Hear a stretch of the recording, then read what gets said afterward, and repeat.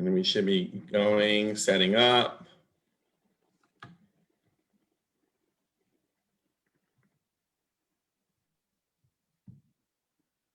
We're live. Hey, y'all, this is PJ. It is a pleasure to be here with a friend and a sojourner and a warrior in the struggle.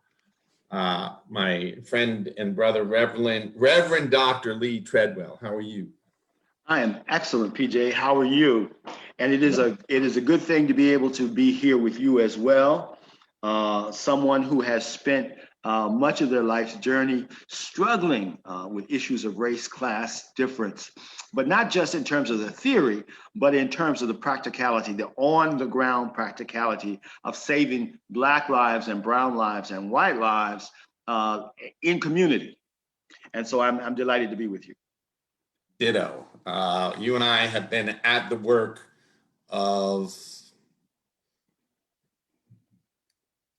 accepting, embracing all who are human and the struggle. And I particularly appreciate the work you've done on the intersection of theology and queer identity and creating a pathway for people to know that they are valued in God. And so today we're going to be talking about white privilege. If you're watching this on Facebook, please share this. We're also going to be hosting a town hall forum on March 31st at 5:30 Mountain Standard, 7:30 Eastern. The Zoom link is in the feed. Click on that link. And again, please share. So we're going to get started. We're going to talk for about 15 to 20 minutes. Lee, let's start here. This class is going to be about white privilege. Can you tell me what you understand white privilege and then also its kin, sister, or brother, white supremacy? What do those terms mean to you, Lee? It's important to remember, PJ, that I've lived a few years now. In fact, my life has spanned from separate water fountains and toilets. One of my earliest remembrances when my mother had, when I, as a young man, had to hold my mother's purse while she went to the black bathroom, which was way back near the warehouse and around the corner and so forth. And my thinking about how I must look as a young man holding my mother's purse and the queerness of that I felt both within myself and what that purse represented. So I offer that as a span of life to say that white privilege is something that I've always been aware of, have always seen in many different genres, whether we're talking about schools or the labor market or whatever source we're talking about. The dominant culture reinforces and white privilege, and it is intertwined so that, as some people say, it's like fish in water, very hard to recognize. White supremacy, though, I see is quite different in the sense that it is like the MAGA movement, that the very foundation of our nation serves the interests of white people over others. The other element of it is that there is this component of violence in white supremacy. It is about dominance. And so the wars that we are engaged in and have been engaged in for 20 years, et cetera, are all about white supremacy and white dominance, as are instances of lynching and slavery and genocide, homophobia, and the list goes on and on. Absolutely. PJ, facing whiteness is the term that you have selected for this. Now, I know you're a learned man, and I know that you understand the importance of language. And so I'd like to say a little bit about why you have labeled this living experience in this manner. So facing whiteness to me means facing the part of myself that resides in the shadow that I'm too ashamed to look at. And I think when we saw, the first Black Lives Matter image that I saw, Lee, as an adult was Rodney King being battered. And the part of that I could not face was that I was part of the system that not only killed or lynched thousands of people in the South, but that I stand to benefit from the way in which we criminalize people. That's a haunting reality, right? And so, for example, the shadow that we live in is that, you know, I live in a gentrified community. I've got my Black Lives Matter paraphernalia. I got it right here, right? And yet, I benefit from the fact that Black folks don't live in my neighborhood. I benefit from the gentrification that has displaced people of color from the neighborhood I live in. And so facing whiteness is coming to terms with the privilege that we have that was unearned, coming to the terms with the fact that we still benefit from that privilege, and coming to the terms that our paralysis is part of the problem, and that white silence is a form of violence. And so that it is time that we wake up and face the shadow part of ourselves. Don't worry about those Proud Boys, right? They're not our problem. We are our problem. And before we can be part of the solution, we've got to take a look at the part of the problem, excuse me, we have to take a look at how we're already part of the problem. Got you. And so, Lee, what if a white person doesn't even believe in white supremacy? I think that's an interesting question to raise. But, and it may be very much that if that is the case, this may not be the course for them, because this course deals with the idea that white privilege and white supremacy are recognized. We're past the stage of debating whether or not these elements are present in our society. We know that they are. What we're talking about is an ability to go deeper and to come to a place where we're not debating the existence of white privilege or its manifestation as white supremacy. But this is a class developed for people who are ready to face their own internalized white privilege and to take action to transform this impression into consciousness, liberation, and repair. All three, which are critical elements, not just the consciousness, because we certainly want to convey that in this process, but the liberation, and then what we do to repair the situation. You know, I love problem analysis, but I'm most excited about solutions.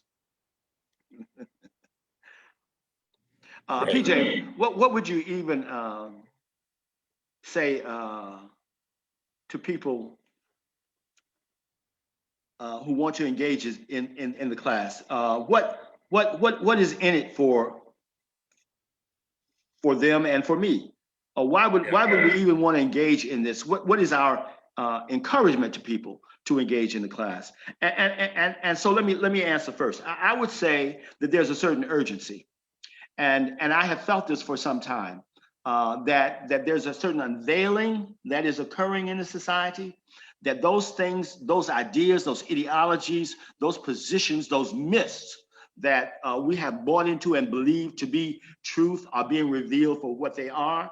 But there is also this urgency about homeless people who are being swept away from the streets in which they have to live on because they have no housing, the imprisonment, the ongoing imprisonment of Black men, queer folk losing ground, and Asian women being murdered in their workplaces, and the Queen of England upset about her progeny turning out to be brown. So there is a certain urgency, I think, and a certain period of opportunity that we have if we take up these issues now and help to determine some clarity. Great. PJ, is the course only for white people? Wow. You know, I've thought about that. The first way I'll answer that is who defines who is white?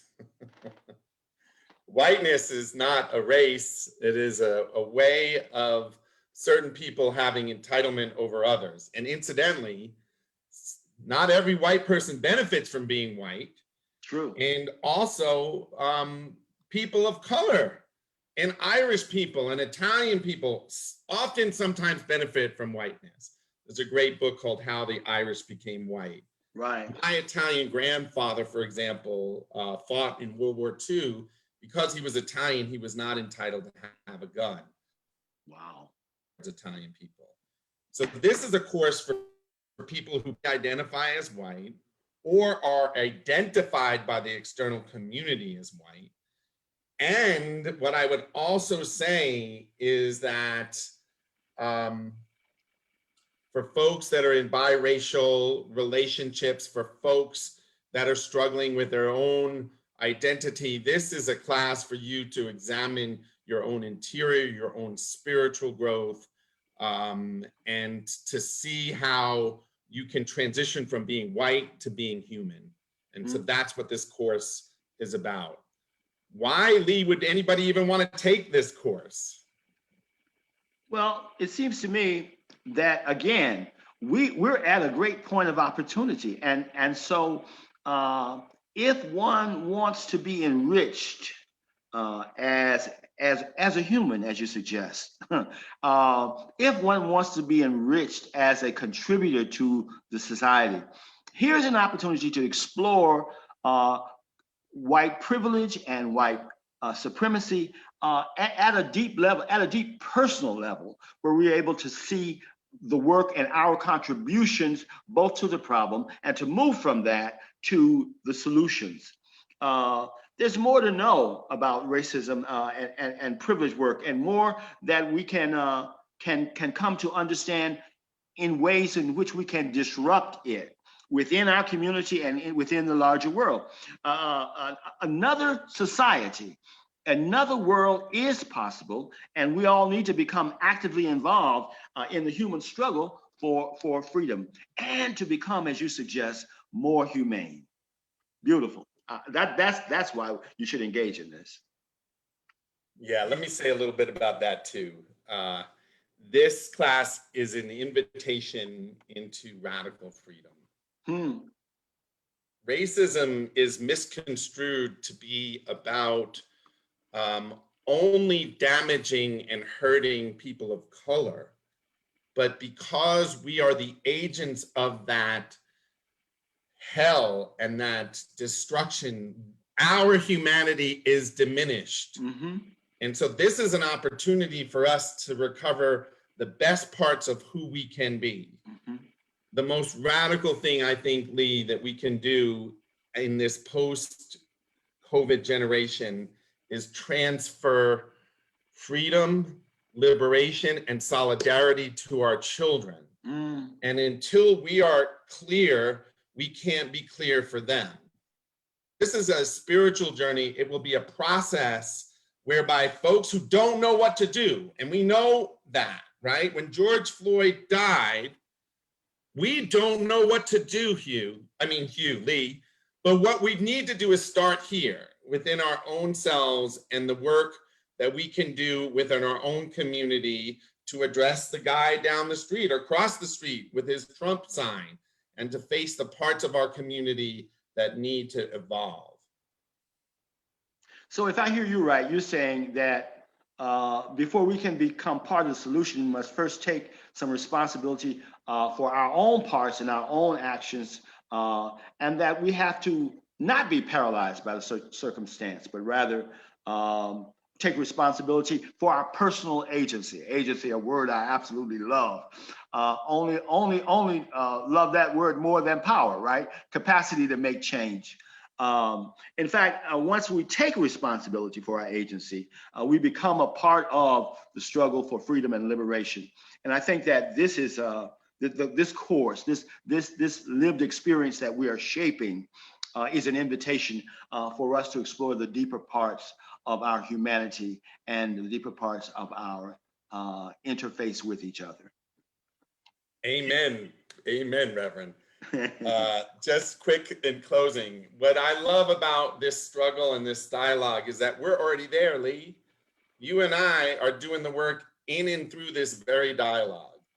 and that we're going to be inviting people into that same conscious, awoke space where we're standing on the shoulders of John Lewis. We're actually standing on the shoulders of Connie Curry and some good white folks. And so this is going to be a journey for people to transition. You and I will be leading this course. We're going to have that town hall on the 31st. But you'll learn more about this. There's a Facing Whiteness group on Facebook. Please join. Also, the Facing Whiteness website will launch in about 10 days. And so stay tuned for this and really exciting journey. Any closing comments, my reverend? By the way, I am a member of Lee's church, which I'm so excited about. And so any closing comments, my dear brother and friend, my co-conspirator? I'm looking forward to the spiritual component of this as well, because it will enhance our humanity in ways that we have not considered before. And it is not religious based in that regard, but rather an understanding that the Creator and the forces of creation have given us opportunity to help shape and mold the society and the world in which we live.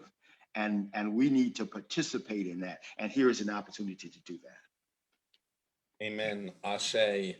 One last note, this work is not free. Freedom is not free. The time that Lee has committed to this and that I have committed to this, we need to be valued. And so there'll be a fee for this, but we will not necessarily and only have it be monetary, but there'll be an exchange. So that's all we got. We hope to see you on the 31st. Thank you, my brother Lee, for having this conversation. And folks who have watched this, share this with your friends and neighbors. Absolutely great. Peace to you. All right, peace.